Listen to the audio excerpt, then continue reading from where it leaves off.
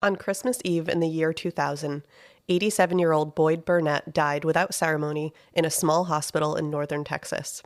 His death, while on the heels of several others on the unit, didn't raise concerns.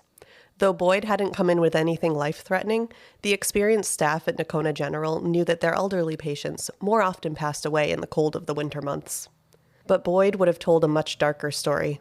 He might have told you that he was feeling just fine as the day shift nurses packed up and turned responsibilities over to the night shift. He might have said that hours later, as the lights were dimmed and the halls were quiet, one of these nurses entered his room alone. He would have said that she injected something into his IV, and seconds later, he felt tightness grip his chest. He would have told you that he watched her smile as he suffocated, unable to move, but completely aware as his world went slowly black. I'm Laura. I'm here with my two best friends, Colby and Marina, and this is Grim.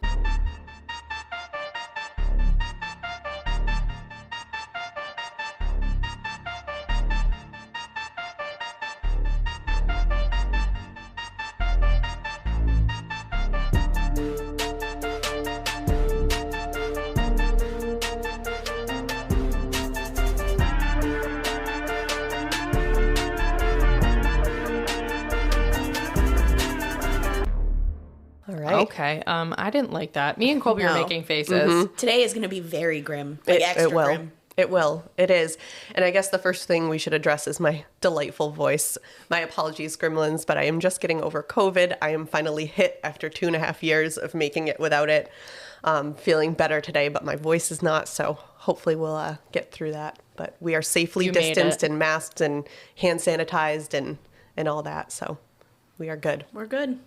Or 2/3 of Grim will have COVID in about a week and a half, but we'll see. It's fine. It's fine. We're safe.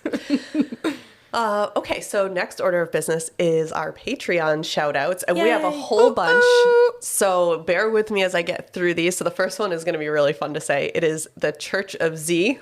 Yeah, we love you, Church of Z. Erica S. Yeah, Erica, we love you. Isabella M. Yeah, Isabella, we love you. Love you, Isabella. Lindsay W. Lindsay W, Yay, we love Lindsay. you. Woohoo. Shelby S. Yeah, Shelby. Yeah, Shell. John E.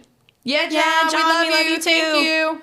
Jaya J. Yeah, Yeah, Jaya. Jaya. Thank Woo. you. And thanks for the pronunciation Yes. key. That was helpful. Much appreciated. And we love you as well. And we love you. Carissa R. Yeah, Hey, Carissa. We love you. Hey, Thank girl, you. we love you. Joel S. Yeah, Oh, Joel. man, so many. Thanks. Go, Joel. We love you, Joel. Ooh, Kate M. Oh my God, we're not Yeah, done. yay. So many patrons. We love you. Okay, and last but not least, Ashley C. Yeah, Ashley, Yay, Ashley, we love you. Thank you so much. Guys, Okay. we love you. No, for real though. We For do. our Patreons, we love you so much. And like we've giddy. been giving you some bonies. Yep. Little extras. Little P-bonies, as I like to call them. Laura keeps trying to make fetch happen here.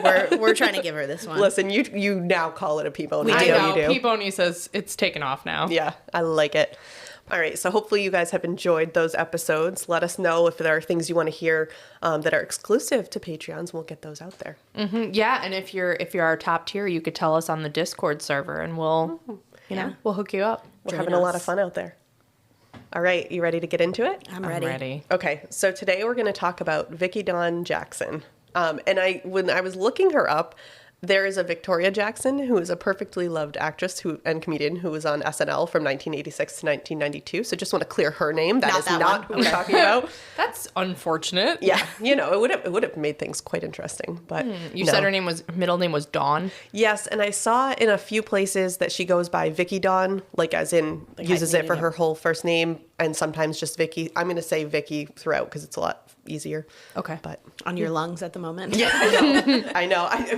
We began this recording, and I was like, oh, I think I'm fine with breathing. And then in the intro, we had to edit out a whole bunch of my pauses because I did indeed run out of breath. So bear with me.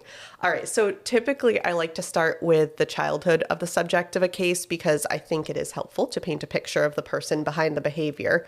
But very little is known about Vickie's childhood. The most information I could find was a long-form article in Texas Monthly written by Skip Hollinsworth, which just a moment to appreciate his name. Excellent name. Love the name. Wonderful. He directly interviewed Vickie, and I want to make sure I do give proper credit to him because many of the details I'm able to present through this case are from his work. Vickie was born on February 13th, 1966. Her family moved from Indiana to North Texas in the early 80s when she was 15 years old, and they had moved there so that Vickie's younger brother, who suffered from asthma, could live in a drier climate. Oh. They bought a dilapidated house on the east side of town, although it's hard to say there are really sides, seeing as Nocona is less than 3 square miles.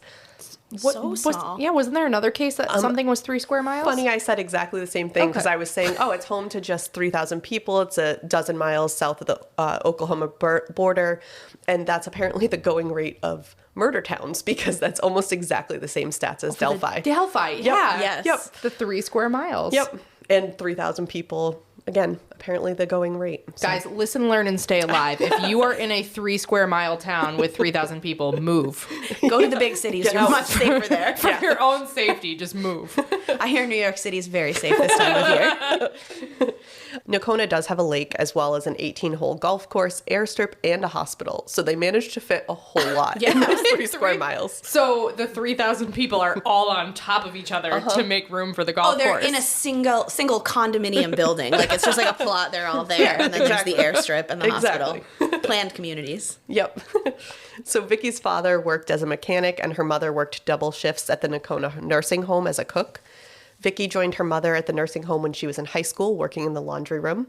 And then she became a nurse's aide, a dream she'd had since she was a child. She told Skip, again, that was the interviewer, that it was ever since she watched her great-grandmother die that she wanted to help people. And she was particularly inspired by Florence Nightingale, the famous nurse whose efforts during the Crimean War laid the foundation for professional nursing, especially for women, in the late 1800s. I would think that was really sweet if I didn't know where this was going. Yes, exactly. Yes, because in my head, I'm like, wow, at such a young age, she knew she wanted to take care of, in air quotes, like, I'm going to take care of these people, all right. Oh, yeah. Yeah, and you'll start to see a pattern here.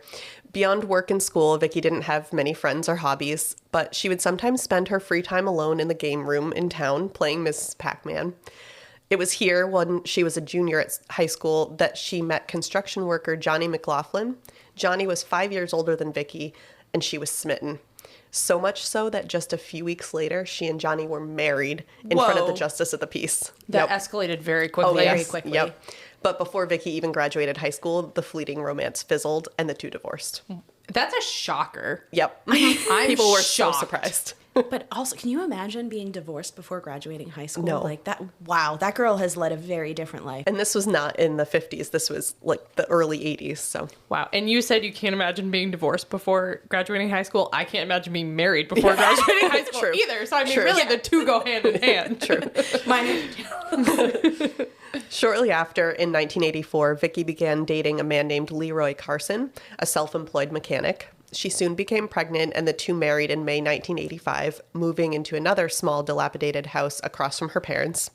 Shortly after she gave birth to her son, Curtis, she was again pregnant, having her daughter, Jennifer, in 1986. So now, with a husband and 2 children at just 19, Vickie continued her path in healthcare, returning to the nursing home part-time, working the night shift, and studying to become an LVN, or licensed vocational nurse. And I think it's more commonplace now to say licensed practical nurse, at least that's what I've heard more of, but they are distinct from a registered nurse, basically a junior version. An LVN requires 2 years of school, an RN is 4, and they work under the direct supervision of a registered nurse. Yeah, I think I've heard LPN. I Yeah. haven't heard Same. LVN. Yep. I imagine this must have been a difficult time for Vickie. She was working nights while trying to study with 2 young children to wrangle. Yeah, no thank you. I was thinking Yep. about that. No, No. thank you. Yep. And her parents, who originally were across the street from her, they had been helping with the kids, but they had to move back to Indiana to take care of her dying grandfather. Oh, no. So now her help was gone. On her own. But she persevered and obtained her license, becoming an LVN in 1989. I understand why she became a murderer, though, so. I was going to say go Vickie, but then I was like, No. no, we're not Yeah. rooting for Vickie in this scenario. No, you won't. So Vickie worked in this capacity at the same nursing home in the same town with the same people. She drove her Buick sedan from the same house on the east side of town to the same Dairy Queen, where she ordered the same meal before every shift: a taco basket with 2 tacos, a salad, and a glass of iced tea. And nobody knew she was a murderer. That's like murderer shit, to order the exact same meal at the Yep. exact same place before every shift. But she dreamed of more. She was often reading She dreamed romance. of 2 tacos. Sorry, go ahead. She dreamed of a chicken finger basket. That's so funny. Oh, she was often reading romance magazines that told of a handsome, successful man sweeping the woman off her feet and saving her from the doldrums. And that wasn't Leroy? That literally my next sentence is that man was not Leroy, her current husband and father of her children. The couple drifted apart and Leroy moved out in 1994. They divorced in 1996. But determined to find a better life for herself, Vickie continued studying to advance her career and continued her search for her Prince Charming. She began working out and dressing up to go out to nightclubs, maybe sensing she wouldn't find what she was looking for in Nocona, or maybe there weren't any such places. She went to nearby Gainesville, frequenting a dive bar called the Third Spur, which I liked. It was here that she met Kirk Jackson in May 1997. That is such a 90s name, is it not? Kirk Jackson. Kirk Jackson. I don't know. I picture a dude with a big ol' head of curly blonde hair. Yes, like Kirk Cameron. Yes. Yep. Yes. That's exactly where my mind is at. Yep. Okay. So Kirk Jackson, I don't actually know what his hair was like, but he was a match for Vickie. In age, they were both 31, as well as height. He was a mere 5'3", but she was an inch shorter. The two married just a couple months later on Independence Day. He too worked in the healthcare field, and shortly after marrying, Kirk and Vickie both started working night shifts at Nocona General Hospital. That's Kirk, sweet. Together. Yeah. Yep. Kirk as a nurse's aide and Vickie as an LVM. Nocona General is a very small hospital, which you can imagine because it's in this 3 square mile town. Mm-hmm. It only has 38 beds that typically had maybe 15 patients at a time. And for comparison, because I wasn't really sure how small that was, Mass General in Boston has about 1,000 beds. So I guess that's a bit smaller. Mm-hmm. A little bit. The 1-story building served as a place for the basic medical needs of the town's residents. Any complicated cases were sent north to the larger, more advanced Wichita Falls Hospital in Oklahoma. While small and simple, Nocona General actually had a pretty good reputation nationwide. In 1999, it was listed by HCIA Sachs, which is a health data company, as among the top 100 best hospitals with fewer than 50 beds. Oh, So, wow. Pretty good. While Vickie was making the most of her career, her marriage was difficult. Like her previous husbands, Kirk would not live up to her romance novel expectations. He drank a lot, and despite having 2 kids in the house, he often had friends over to party. Mm-hmm. And perhaps worst of all, he was often flirty with other women, including the nurses at the hospital, sometimes within earshot of Vickie. No. So the third time is not the charm. No. So as a result, Vickie and Kirk fought all the time. It must have been a pretty unpleasant living situation, and Vickie's son, Curtis, elected to move back in with his father, Leroy, in 1999. His younger sister, Jennifer, followed suit just a few months later. To add salt to the wound for Vickie, Leroy decided that this meant he deserved child support, and he took her to court, and the judge agreed. So man. Vickie was now on the hook to pay Leroy $300 a month. That stinks. Yeah. So Vickie was having a hard time. She was still working nights while trying to study. She was fighting with her husband. Her kids moved out, and she had a significant added expense to deal with every month in the form of that child support. Mm-hmm. So unsurprisingly, Vickie began seeing a therapist. She went to the Public Mental Health Center in Bowie, the town next door. She expressed to the therapist that she was deeply depressed and feeling rejected and unloved. I probably would too if my kids left me and my husband was flirting with other women in front of my face. Yeah. She also told the therapist that she was unable to remember what she liked to do for fun. She was having mood swings. She would be crying one minute and then fly into a fit of rage the next.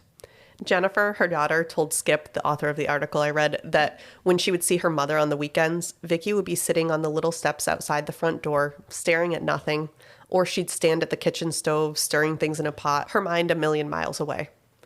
Jennifer recalled that one time Vickie was standing at the stove, she suddenly turned around and kicked their dog, which she had never done before. What? How old was Jennifer about this time? In her teens. Man, that's got to just be, I'm thinking of like stumbling upon a parent in that state. Like that's just got to be like really strange as a child to encounter. Yeah, and for them to move out, I would think, especially if they had been living there, I would think that it must have been pretty bad for them to choose to go live with their father. I expected Colby to be more outraged about the dog kicking. Yeah. I'm not happy about it. But You were relatively subdued, though. I'm proud of you.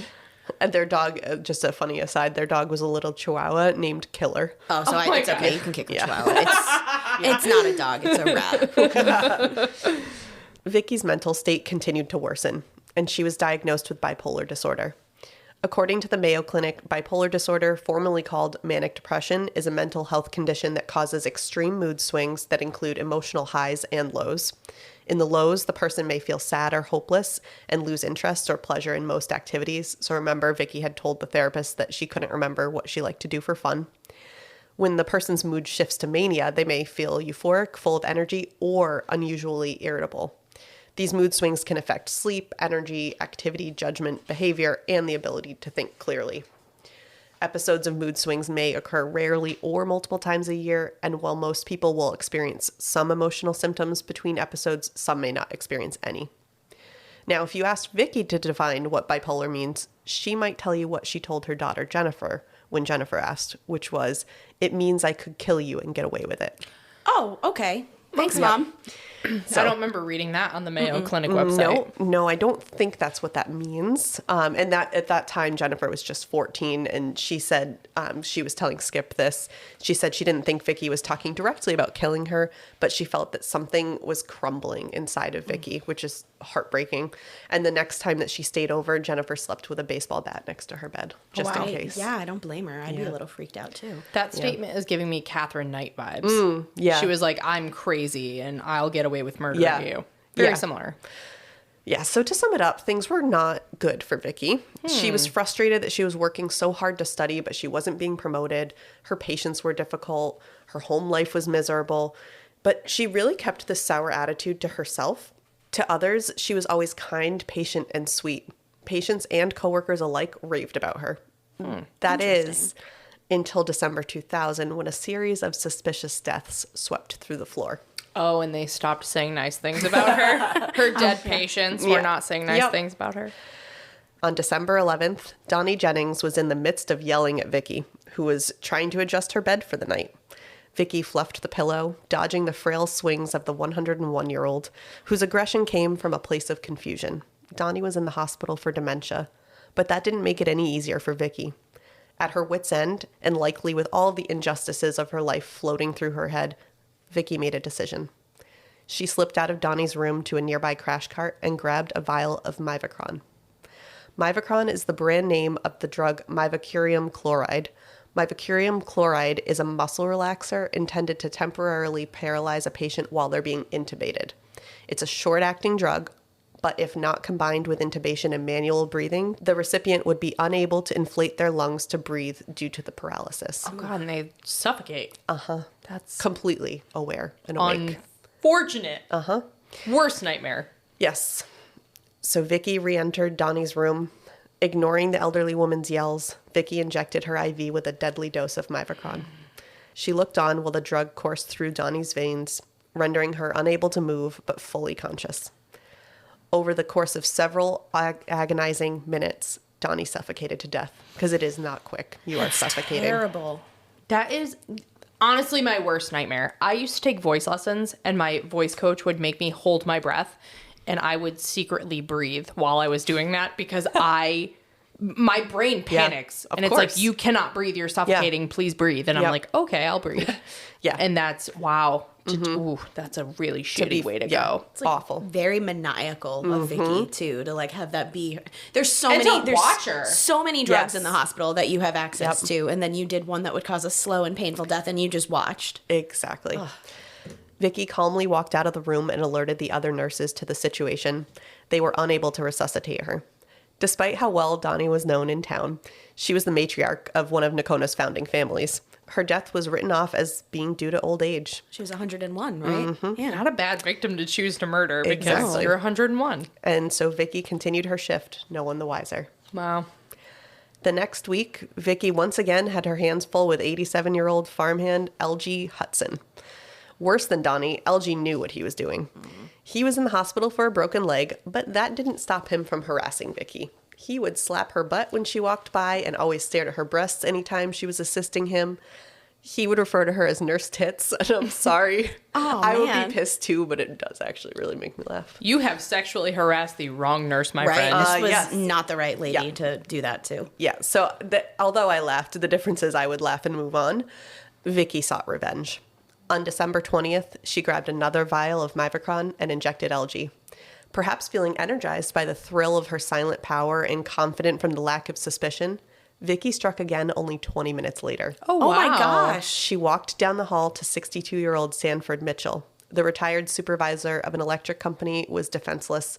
He likely had no idea what Vickie was doing until it was too late. Vickie brazenly walked back into LG's room where the other nurses were trying their best to save him to tell them, quote, "They might want to check on Mr. Mitchell. He slumped over." What? Okay, the escalation of her behavior is really astounding. That's incredible for a serial killer. Don't they normally have larger gaps than that? Yeah. You hear 24 hours and you're like, wow, Yeah. that was really quick. She's Yep. like 20 minutes, the high's gone already. Yeah, exactly. Let's hit another. And this guy's he's not of an age you would just write it off either. This guy's 62, I think you said. And what did he do to her? Was he a patient of hers, or she was just like, I'm feeling like another murderer. Let's think go. Fuck so. this guy. Yeah, fuck this guy. I couldn't find anything he did to her. Oh man. Wow. But although we have noticed a pattern, both LG and Sanford were noted as unfortunate but unconcerning deaths. It was, after all, more common for elderly folks to pass away in the winter. 62 is not elderly. I would agree with you, yes. Oh my gosh. Now, on Christmas Eve, Barbara Atterbury, who was just 50 years old, would meet the same fate. No. She had been admitted to Nocona General for back pain. Barbara wasn't a particularly difficult patient, but she had the bad fortune to be a relative of a woman who used to make fun of Vickie in high school. That's so unfortunate. Yeah. I'm sorry to laugh. That's really Yep. unfortunate. This was the same for 87-year-old Boyd Burnett. Like Donnie, he was in the hospital for disorientation, and later that same day, Vickie injected Mivacron into his IV. Okay, wait, I have a question. I'm just thinking, I was just remembering how small this hospital is. What were the statistics of patients dying prior to December 2000? No one thought to look at that yet. Oh, okay. All right. But that is exactly the question you should be asking. Okay. Because it was a lot lower, by half. Yeah. Yeah, I would think so. And Yep. nobody's doing like an autopsy or anything on No. any of these patients. They're just like, while they were in the hospital, they must Yep. have been sick enough to die if they were here. Yep. Which is crazy because Barbara was only 50. As you Yeah. said, Sanford was only 62. And even though the farmhand, LG, was only 80 or was 87, he only had a broken leg. Yeah, right. He's fine. He had a broke. What did he die of? Suffocation. Right. Right. That makes sense. Right. Okay. I wonder if they assumed like their heart stopped or Something. failed or something, the stress. I don't know. Your leg bone's connected to your lung sacs. Well, just 5 days later, on December 29th, Vickie targeted 80-year-old James Gore, and within the same shift, 79-year-old Gertie Matthews. So that makes 7 deaths in just 3 weeks under Vickie's Jeez. care. Escalated very quickly. Really opening up beds Yep. in this tiny hospital. Maybe that was the reason. Yeah. Got to get more patients in. But the murders continued unnoticed into January. In the first week of the new year, 5 more patients died, including Jimmy Ray Holder, who Vickie injected while his wife was sitting next to him. Nurses were able to revive 95-year-old Oma Weiler the first time, but Vickie didn't give up. She came back 4 days later and completed her Oh my mission. gosh. My gosh. So at this point, the hospital still wasn't concerned, but townspeople were. Yeah. Nocona's newspaper had literally never printed so many obituaries at once, and the town florist was inundated with orders for funeral arrangements. Even the funeral home itself was beginning to talk about needing another hearse. The hospital CEO, Charles Norris. Were you saying Chuck Norris? I laughed. I was going to put so many Chuck Norris jokes in here. Because they're in Texas as well. Anyway, he said that he assumed the hospital was just having a run of bad luck and that he didn't believe anything abnormal was happening because almost all of the patients who had died were elderly. Instead of looking into why there was a sudden influx of deaths, the hospital was bragging about its elite nursing staff, going so far as to take out a full-page ad in the newspaper featuring pictures of all of its nurses, including one Vickie Dawn Jackson. Oh my gosh. Oh, she's definitely elite, all right. Yeah.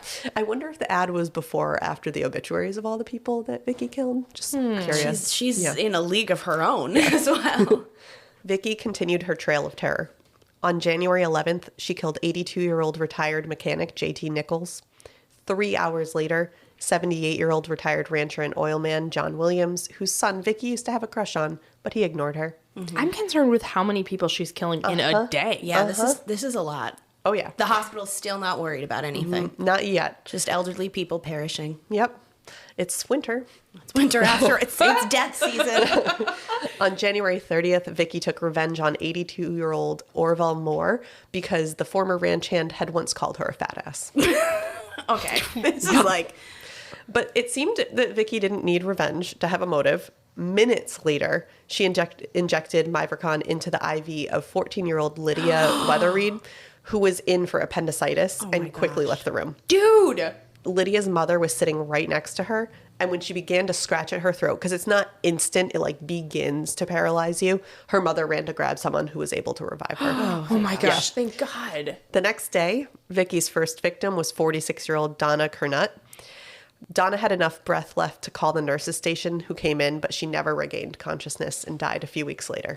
After leaving Donna's room, Vickie moved on to a woman named Lisa Pelkey, who had been admitted to the hospital with symptoms from Crohn's disease. Like many others, this was not life-threatening, but Vickie was. You don't need a life-threatening diagnosis. You need a life-threatening caregiver, though. Vickie had her sights set on Lisa from a decades-old grudge. Back when Vickie was out on the town trying to find men, she felt she had been passed up because men were more interested in another beautiful young woman named Lisa Pelkey. Wow, that's a real tenuous grudge to hold. Lisa says she doesn't remember Vickie at all. So it's not like she was stealing men from her. Lisa, too, was able to survive Vickie's attempted homicide, and she fully recovered. Wow. Good. So at this point, there have been 4 deaths in 2 days and nearly 24 in the past 3 months. Wow. The hospital pharmacist raised a concern about the missing Mivacron, and finally the hospital staff came to their senses, realizing something bad was going on. Wow, really? So what is it, like 20 deaths in 4 weeks from suffocation, completely unrelated to stomach aches and broken legs? Exactly. All with Nurse Vickie, and they just noticed. Bingo. Because their inventory dipped. That was the reason they noticed. Seriously, Yeah. Yep. Not all those dead bodies that are piling up. Nope. No. Yeah, and I didn't write down the statistic, but I do think it was like 50% more than the previous year. And I was just thinking about that. A hospital that small, their morgue probably had like 1 drawer. And they were like, we don't know what to do with all these dead bodies. It was winter, though, so outside. Just put them outside. But it's Texas. It is Texas. It's like 87 degrees. They're like, it's northern Texas. It gets cold there. Does it? Does it get Refrigerator cold cold, but maybe not freezer cold. Okay. Not really preserving those bodies very well. They began to cycle through the possible suspects. They ruled out the doctors, since they did the prescribing but not the administering. They began to look at trends in the deaths. Good idea. Yeah. They found that they were all at night.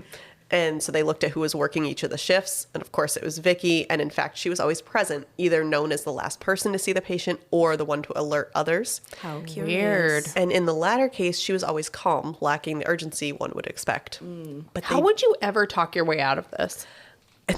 they didn't have any proof. It was all circumstantial. She was never seen with the Mivacron, so they couldn't fire her. The best they could do, arguably, that they said, the best they could do was set up a camera, but they did so in the supply closet, not the crash carts where she was actually getting the drug. So, despite this suspicion, she remained employed and, worse, continued taking care of patients. Wow. I'm sorry. This is a situation where circumstantial evidence is good enough. To at least hold her from helping patients or being around them. Suspend her with pay. That's what I thought you were going to say. I thought you were going to say on administrative leave with pay. Nope. And you would notice that all the deaths just stopped. Yep. And I mean, that sort of lends credibility to your assessment. Yep, but Nothing. not the case. And what lucky timing for her, because she was still angry with her husband. And she was overjoyed when Kirk's grandfather was admitted to Nocona General with a high fever. On February 4th, Vickie sweetly informed Kirk that his grandfather, 91-year-old E.E., quote, Preacher Jackson, had passed. Somehow, Vickie had her coworkers tricked, so much so that mid-February, they threw a joint birthday party for her and Kirk's mother. Wow. So, I don't know what web of lies she was spinning, but... Wow. And despite all the buzz, Vickie continued her murder streak. But her luck could only last so long. Did she know that the hospital was looking into these statistics? I think so, yeah. What a ballsy bitch. I think so, definitely. On February 16th, 2001, 61-year-old Donnelly Reed was admitted to Nocona General Hospital with symptoms of post-polio syndrome. While unpleasant, the increased fatigue and weakness is not life-threatening, and after being given some medication, Donnelly was feeling better and looking forward to returning home the next day. Survived polio, but not Vickie. Not Nurse Vickie. Nope. When Vickie came in to do her rounds in the early hours of February 17th, Donnelly watched as she administered an unknown substance into his IV line. Nearly immediately, Donnelly lost feeling in his hands and was unable to breathe, ultimately blacking out. But to Vickie's demise, Donnelly survived and alerted the hospital staff to exactly what had happened. Woo! Wow. So combined now with the existing circumstantial evidence, police had enough to conduct a search warrant on Vickie's house. I'm actually not sure why they decided to go. Right. They had, I'm sure, far more information than I have, but they found a syringe in a trash can with traces of Mivacron, and that was enough for the hospital to fire both Vickie and Kirk on February 20th. No one really thought Kirk had anything to do with it, but it seems to me like the hospital was compensating for their lack of early action. Poor Kirk is like, what the fuck? I didn't do anything. Yeah, Kirk himself wanted absolutely nothing to do with Vickie. He left town saying he was having nightmares of Vickie stabbing him with a needle. So I could see that. yeah, I'm not Vickie's sure they were nightmares. Yeah, That I was probably gonna say, was happening. Vickie's like, those aren't nightmares. That's his life, actually. Yep. So although there was enough evidence for the hospital to fire Vickie, there was not yet enough to charge Vickie with murder and guarantee a guilty verdict. They needed to prove that the victims had actually died as a result of suffocating from the improper use of Mivacron. So the police set off to exhume the bodies beginning in June 2001. I'm surprised they didn't have enough from those few instances where she called for help and then nursing staff went in and basically watched those people suffocate. Again, circumstantial evidence is enough to convict. I don't know, maybe they weren't confident enough, or maybe they thought it would like really set it in stone if they had proof from the bodies. Yeah, I mean, great. At least they weren't testing it with additional people. They're like, just let her go back to being a nurse and we'll just see if it happens again. Or a bait patient. That's what I was thinking. Not at that hospital. Amidst all of this, Vickie sought alternative employment, and amazingly, she applied and got a job as an LVN in a nearby town. Oh my gosh, this is giving me like Dr. Death vibes. I don't know if you guys have seen that show, but it's giving me those vibes. Nope, but I believe it. That hospital clearly needs to work on their background checks. Yeah. So fortunately for the patients there, she was fired after a few weeks, accused of stealing medicine. I'm unclear if the medicine in question was Mivacron, but I would not be surprised if it was. Vickie then started to work at a grocery store in yet another town, making sandwiches in the deli. A little safer. Maybe. She's like, Maybe. I don't know, bread. She's like, this is a delicious Mivacron sandwich. Have you tried our special sauce today? You're going to love it. It's to die for. It's so good. This is where she was finally arrested in July 2002 on 4 counts of capital murder, and her bond was set at $2 million. Now, much like the Delphi murders, they were hoping to get more on her than just the 4. They had exhumed a total of 10 bodies, so it was still an ongoing investigation. And they issued a gag order sealing all information, except that the prosecutors would not seek the death penalty. Not sure why, but... Finally, on January 27th, 2004, they had enough evidence to charge her with 6 more murders, and her bond was raised to $6 million. Whew. Her first trial began in March 2005, after Vickie had been incarcerated for nearly 3 years. Wow. But this trial ended almost as soon as it began. The defense objected to the prosecution's opening statements, saying he had prejudiced the jurors. The prosecutor had said, quote, "No one may ever be able to provide a motive, not even Jackson herself, for the alleged crimes." This indicated that she would testify even though she's not required to do so. What I find ridiculous is you're saying it ended as soon as it began. So they gave the opening statements, they moved for a mistrial, and the judge granted it? Yeah, it was initially overruled, then the judge took a 2-hour break and then declared a mistrial. That is crazy to me because a lot of times they'll deny that and then it goes on appeal and the appellate court will say yes. So wow. So the venue for the new trial was moved and they had to find a whole new set of jurors. It was finally rescheduled for October 2006. The hundreds of people affected by this case were finally going to get to watch as evidence was laid out and she was hopefully found guilty. But to everyone's surprise, Vickie pleaded no contest on October 3rd, just a few days before the trial was to begin. At 40, she was sentenced to life in prison and won't be eligible for parole until she's 80 in 2046. At which point, she will go into a hospital and the new Nurse Vickie will administer the treatment. Yep. In 2015, her legal team sought a new trial saying the syringe had never been tested for DNA, and I couldn't find the official outcome, but I'm guessing it was denied since she is still in prison from my search on the Texas DOJ website. So that is the story of Vickie Dawn Jackson, or Nurse Vickie, Angel of Death, as she became known in prison. And although she was charged with 10 murders, it's likely more than that. One of the lawsuits I read noted missing Mivacron as early as November 23rd, 2000. Oh, damn. And the first reported death was December 11th. So Vickie is considered a healthcare serial killer, and I read quite a bit about that in the book Inside the Minds of Healthcare Serial Killers, Why They Kill. Great resource for Inside the Minds of Them, by Catherine M. Ramsland. And I'll share just a few interesting, grim facts. Are they interesting? They are so interesting. Are they also grim, though? Yes. Thank you for confirming. For sure. About 86% of healthcare serial killers are nurses. And these types of murders are harder to detect, so they often go on longer and kill more people. In fact, according to a study that ran from the 1970s to the 1990s, just 54 nurses killed a whopping 2,113 people. Holy shit! That is nearly 40 per person. That is a startling statistic. Damn. I told you it was grim. That's Yeah. What's a word for what's grimmer than grim? What's cooler than being cool? Ice cold. That's extra perfect because, so we're recording because I really messed up our schedule by going and getting COVID this week. So we're recording during the day and the sun is shining directly into Colby. And so she's got her sunglasses on. I think I may post that photo on her Instagram because she you look looks great. I'm living my best life She at this looks table cool right now. She looks cool. Thanks. Experts speculate that there may be more healthcare serial killers than all other professions combined. I wouldn't be surprised. The author lists 15 motives associated with healthcare serial killers, and I'm curious which you'd identify for Vickie. And I told you I had handouts. Oh boy. I do. All right, so they are: 1, the desire to be a hero. So this is creating an emergency situation that they have a leg up on, like knowing the cause or timing so that they can save the patient or direct others. So I would say this is probably not Vickie because she didn't actually save anyone. She did exactly the opposite of that. The next one is attention. So this is along the same lines as Munchausen syndrome by proxy.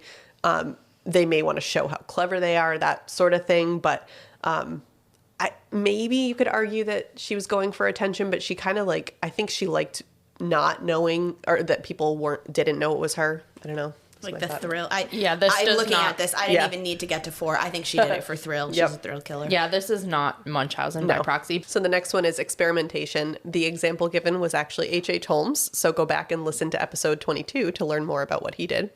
Or even worse, Joseph Mengele, the infamous Nazi doctor who did horrible experiments on prisoners during the Holocaust. So that's the case where they want to try out something that might not be sanctioned by the powers that be, but they do it anyway. So again, I don't think that's Vickie. That was far too nice for her.